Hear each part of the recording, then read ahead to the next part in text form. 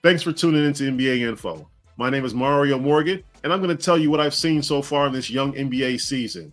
Also, later on, we're going to break down the story of one young NBA player and what to look for when you're looking at young players and how they possibly can develop in the NBA. First, please like, subscribe, comment if you have below, if you have any questions or things you want me to touch on, and I'll be sure to answer it for you. So let's go ahead and get right into it. One of the key points that drives my perception of when I watch the NBA is I realize that the season is still young. Earlier, I had a video called Marathon, Not a Sprint. And even now, I see all these wild overreactions so far when there's only been about 3 weeks played in the season.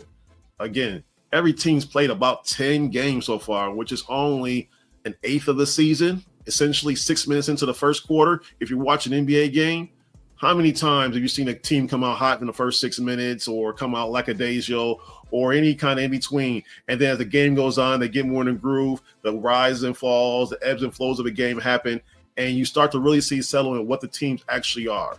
So again, marathon, not a sprint. We're only 10 games into the season. Teams are still trying to figure themselves out. It's still about the 6 minute mark in a quarter. Too early to assess who's going to win that game. Too early to assess who's going to win this season.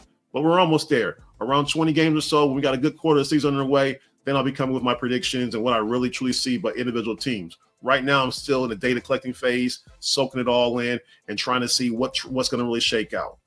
One thing I'm really curious about is home court advantage. With such a balance in all these teams and teams are so close in comparison to each other, typically in NBA, the fans don't drive the end result as much as the star players do. But with such high talent level I see across the league, I'm beginning to wonder if the NBA would become more like the NFL, where home court advantage really is that extra boost needed. A trend to keep in mind as you watch the season and see how it plays out. At the quarter mark, I'll bring some data into it when we're looking into it. Another trend I'm seeing is teams playing big. I saw it early on a lot of times last year with Orlando and New Orleans, where they have one small guard and essentially four guys who are about 6'6" to 7 footers out there with using their athleticism, skill, and talent, just being diverse and playing basketball out there. More and more teams I see are taking that same model, where you have the one guard you have out there, usually a playmaker, athletic, can get to the basket, can score, and four extremely big, versatile players. Average height between maybe 6 foot to 7+, 7'4" if you go to the Victor stage, but they're all multi-tool talented players. And now as players aren't being contained by their size, coaches are letting their best athletes, their best ball handlers handle the ball and create offense for their entire teams at every level of basketball. We're seeing that in the NBA, why the best playmakers, regardless of size, are being put on the floor. And you have two guards like Jalen Williams or even rookies like Ausar Thompson who are having the ball in their hands and able to create and do more for other players, not just typical 3-and-D. Expanding that with that size and the defensive capability of these tall guards have, it really changed the game. The other video I talked about how the NBA has to change due to the dynamics of all the athleticism and size, due to people like Victor Wembanyama, Chet Holmgren, and others like that. This is the byproduct of that. You're not going to see 2 or 3 guards on the floor too often who are about 6'3" because it becomes a physics issue.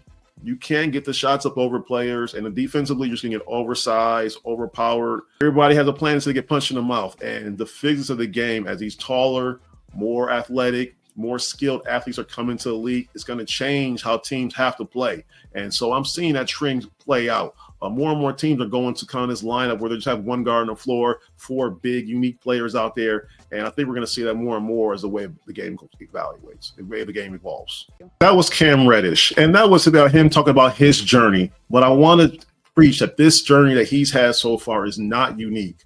A lot of times, young, talented players come into situations that are not conducive to how they're wired for their development. I'll put it like that. And whether it's a business or basketball, it's still the same case. Now, people on the outside, whether they're just fans who are live through life and are just trying to enjoy the game, they don't care about that. They just want to see the production in the 48 minutes of the game when they're watching 2 or 3 times a week. But in the NBA, the industry itself, the NBA itself is a cutthroat business. I went to sports business classroom, and one of the biggest things that was reiterated is how it is a business. You are fighting for your spot. No one's spending time to try to develop somebody. Coaches or GMs, they typically want people ready to go, ready, polished, because it's their job on the line, and there's a lot of money involved in this business of basketball. But however, sometimes you're going to see talented players, Cam Reddish, for example, and many others who just aren't ready for that business world. Yes, they have the physical capabilities of it. They look like they're grown. They might be 6'8" to 7 foot or whatever case may be, but they're still developing as young players. And I say men, women, regardless of the league, but especially I'm talking about the NBA right now.